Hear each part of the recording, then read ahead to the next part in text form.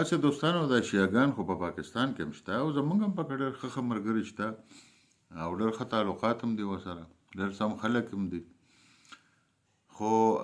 یو کس پکې را پیدا شوی دی په پاکستان کې او ځان ته د شیعاګانو مشر وایي راجا ناصر عباس نومې دی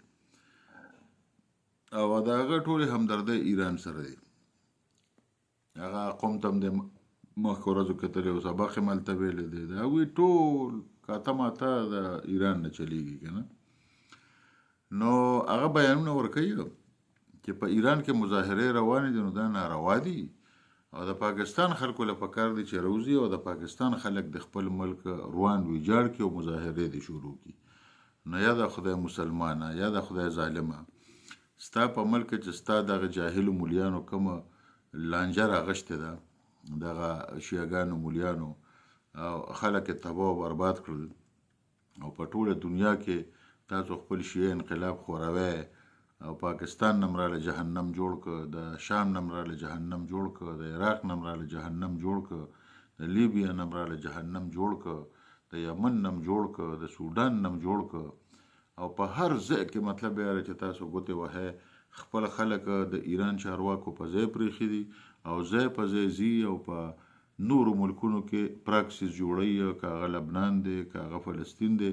وسلې ولا د اربونو ډالر ورکوي تیل خرڅوي په هغې باندې وسلې هلي او وسلې دغه خلکو له ورکوي او نغد پیسې هم ورکوي او دغه ملکونو کې لانجې جوړه کړي او خلک شیعاګان کړي دا خو د هر چا خپله خوښه ده څوک به شیعه وي څوک به سني شکر دی موږ اهل سنت یو او په خپل پاکستان کې ښه ښکلی خوشحاله یو ښه ښکلی ژوند پکې تېرو زموږ په ملک کې اهل تشیم شته او زمونږ سره هیڅ نفرت نشته زمونږ سره هیڅ مشکلات نشته زمونږ د ملک اوسیدونکي دي ښه ښکلی وخت ورسره زمونږ تېرېږي د هغوی خپله عقیده ده زمونږ خپله عقیده ده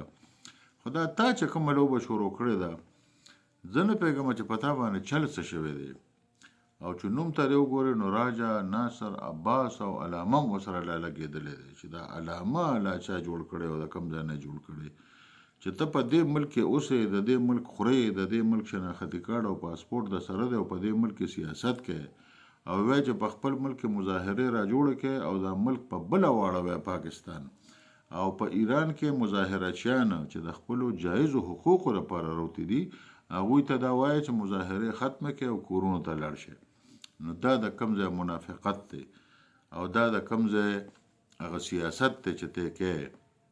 ظاهره خبره ده چې چا پم کړی او چا راته دا ویلي دي چېرې په پاکستان کې لانجه جوړه کړه په پاکستان کې انتشار جوړ کړه په پاکستان کې افراتفري جوړه کړه او د پاکستان دا نظام چې شکر دی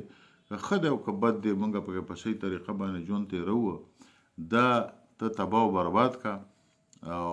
د هغې نه پس بیا راشه مطلب یې چې نورې ذمهوارۍ به تا ته موږ حواله کړو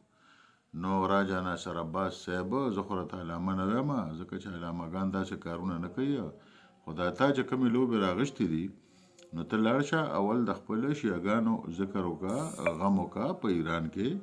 او بیا د هغې نه پس بیا راځه او بیا دې ځای کې موږ سره خبرې کوه ځکه چې تاسو وایئ چې وروره په ایران کې مظاهرې نه کوئ او پاکستان په بله واړوئ ولې د څه دپاره د موږ کار سره چې ستا په وینا باندې موږ خپل پاکستان په بل اړو خو شکر دی خو ښکلی پاکستان دی خو ښکلی ژوند پکې کوو او داسې کار دی چې دا کارونه پرېږده اوس دې سره باقي ته د اکسپوز شوې ستا پته ولګېده چې ستا ایجنډه څه ده ستا کار څه دی او ته په کومه ایجنډه باندې روان یې ستا او د محمود خان اچکزي د دواړو د ایجنډو موږ ته پته ده چې ستاسو مقصد څه دی ستاسو مطلب څه دی او تاسو د ملک نه څه جوړول غواړئ